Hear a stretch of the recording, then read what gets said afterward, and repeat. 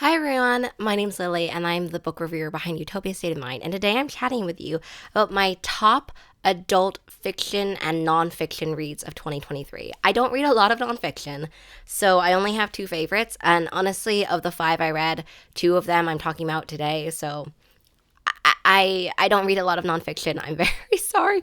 It's something that I definitely want to change in 2024, and I am also currently reading my first nonfiction of 2024, so far I'm on the right track. And of the 17 adult fiction reads I have to share with you today, three. I was going to say four, but I realized that it's actually just the second part of the title. I also have all three of them here. This is like the one rare favorites video where I actually have all of one category, and I think it's just because there are only three essentially. And also, like, I love all of these with my heart. So let's just start off with the nonfiction because it's only two. I know the difference between two and three is not very much, but it's only two. And the first one is Cass, The Origins of Discontent, or The Origins of Our Discontent. I'm not sure if there's like an R in there, but okay, this nonfiction book has to be probably. I don't know if I can say my favorite one because the second one obviously is a really important favorite one to me. But this one was so fabulous. I had heard about this from a friend of mine, and they were like, "Hey, I heard about this book. Have you read this book?" And I was like, "No, I haven't." That sounds really fascinating. So I put it in a hold for it at my library, and as soon as the hold came through, I immediately started reading it, and oh my god, I loved it so much. I loved how this felt extremely readable, but also extremely impactful and information filled. I think that a lot of nonfiction books have a hard time sort of towing that line. My current nonfiction book I'm reading is amazing, but it leans more towards the heavy information side. And so it's a little bit hard to digest it. But Cast just made each chapter so easy to digest. I had so many screenshots, so many quotes that I sent to other friends who weren't reading the book where I was like, hey, you have to read this quote. And I talked so much about all of this idea of like the caste system in the United States, which is not honestly something that I thought about a lot. I mean, I've thought a lot about racism within the United States, but not in the framework of viewing it more as a caste system. And so immediately, I kind of just that kernel, that idea was already just like mind. But secondly, talking a lot about the history of the caste system and the ways it interplays with racism was just so impactful. I think specifically as someone who grew up in the United States, this was a must read.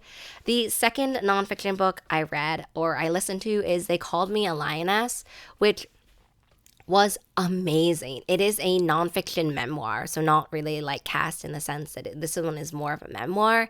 And it was so fabulous. It talks about a Palestinian activist, and her story is fantastic. I mean, the first chapter alone, I listened to like twice. Okay, so I listened to this in audiobook form, which I would highly recommend because the audiobook reader and the memoir writer worked a lot together in tandem. So you got a better sense that like this person actually knew. The first chapter I listened to multiple times. I rarely listen to an audiobook more than once, and I rarely listen to a chapter more than once, especially while I'm listening to it. But that's what I did for They Called Me a Lioness. I re-listened to the first chapter like immediately after finishing. Okay. I think that if you got this out from the library, okay, imagine a scenario like this. You got it out from the library. Life gets in the way. You have a day before you can return this back to the library. And of course you can't renew it because everyone wants to read it. And you don't know if you should crack this open or where you should even start, just read the first chapter, right? If you can only read a portion of this, just read the first chapter. And obviously continue reading it if you have time, but just read the first chapter at least because it is so fantastic. The mixture of information and the ways that these misconceptions and this stigma, this rhetoric is spread specifically within the United States, but I think more in the global stage as well about Palestine. This was so important and the first chapter was so impactful. As I said, I can't stress that enough. Like these two nonfiction books that I read of the five were just, if I could give everyone a copy of these two books, I would.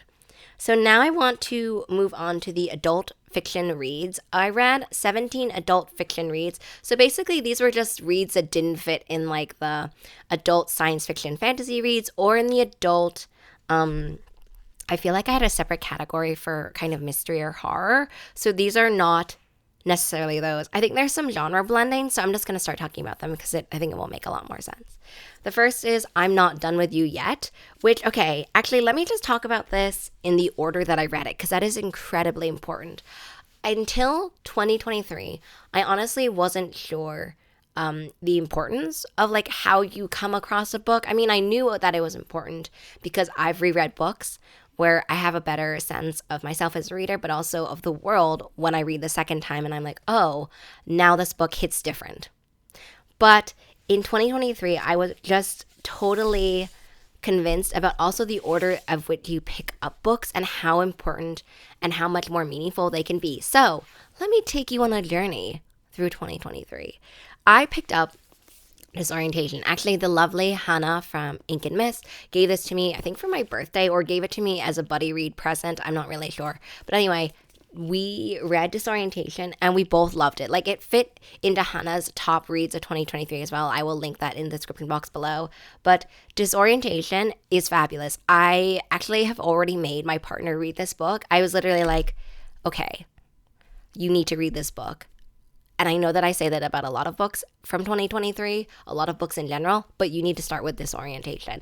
And actually, my partner just finished it and was like, yes, I 100% know what you mean, which honestly, can I just brag for a second? Is the best comment, is the best compliment when someone reads a book that you love and they're like, yes, I loved it so much. You were totally right. Like, you know, I'm beautiful. I'm intelligent. I'm probably very crafty, I think, in my opinion. But that compliment trumps everything, okay? So, Disorientation is not only reviewed and recommended by me, by Hannah, and also by my partner. So, like, honestly, just read it. It is a book that doesn't allow any character to be one-sided. Every character has nuance. Every character is complex. Every character is going through different layers of exploration and thinking about their identity, thinking about their actions, their ethics, all in a way that just felt so genuine and real. There are no easy answers in Disorientation. And for a debut, like, I'm shocked. We were talking about Disorientation the other day, and it all came flooding back to me how much I love this book. And so I love it. I love this book. So the next one I want to talk about is obviously, if you've been following me for a while, you will know I am a R.F. Kuang hardcore fan. So of course, not only would Babel make it into my top 23 and also my top 10, but Yellowface would obviously make it into my top reads of 2023, specifically in the adult fiction category. First of all, the photo I did for Yellowface, I will put it down below, and also I'll put it on the screen because it is one of my favorite photos I produced at all in 2023. Like, I often don't necessarily have a very firm opinion, a very firm idea of like, oh, I'd love to do a photo about this book. But immediately after starting this book, this is the image I had in my mind, and I loved how realized it made itself in the actual photo that I saw. I can't say that about a lot of photos I do, like a lot of doodles. Sometimes I think about them in my head and I'm like, yeah, that would be super cool. And then they come out and it's like, yeah, it was okay, but it wasn't what I thought, and it wasn't as cool as I thought. But the photo for Yellowface, as cool as I thought. Okay, this video is just a lot of bragging, but as cool as I thought. Yellowface is a quick, impulsive, obsessive thriller read about friendship and rivalry, but also it has a lot of similar conversations to Disorientation. I just hit my face with this. But I feel like these books in conversation, so good. Like, they both have similar themes in where they're talking about identity. They're talking about who gets to write what stories, how do we make sense of identity, authenticity, representation. Like, they talk about it from very different angles, but both of them have similar veins of conversation. And like, I would love to see these two authors in a room together talking about these books. There are a lot of spoilers within Yellowface, so I can't really talk about the plot that much. But it talks about. It was like so fun. I have, I love R.F. Kuang's books. But Yellowface is definitely the most fun, the most playful. It's the only contemporary as well. And I think that really shows through in the writing, and the character work that goes into Yellowface is fantastic. And the last one I want to talk about is I'm Not Done With You Yet, which is another rival story. It has a lot of similar vibes to Yellowface. I finished this one after this one, and like honestly, okay, these three books. Oh, I just whoa, everything is just falling. These three books, like the trifecta, honestly, of 2023 adult fiction reads for me.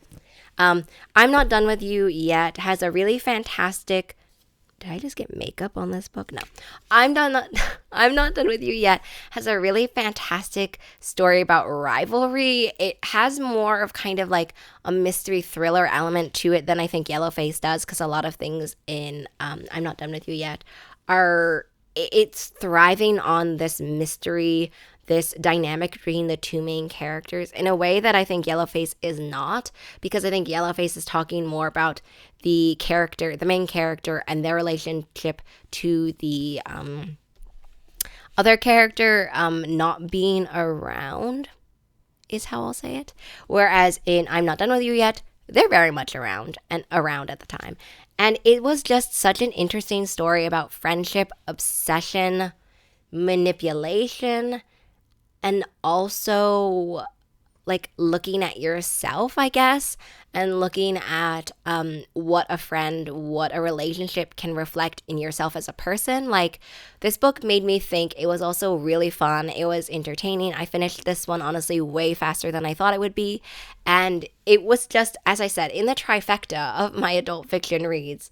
So fabulous to kind of end on all of these threads. I honestly think I read them back to back because all of these threads kind of tied through each book and just made them all kind of cement in my mind as like with a little halo on them, basically. So those are my favorite adult fiction and nonfiction reads of 2023. I hope that you enjoyed this very rambling, very bragging video. Let me know what some of your favorite adult fiction reads were in 2023 or nonfiction reads were in 2023, and I will see you in the next video. Bye!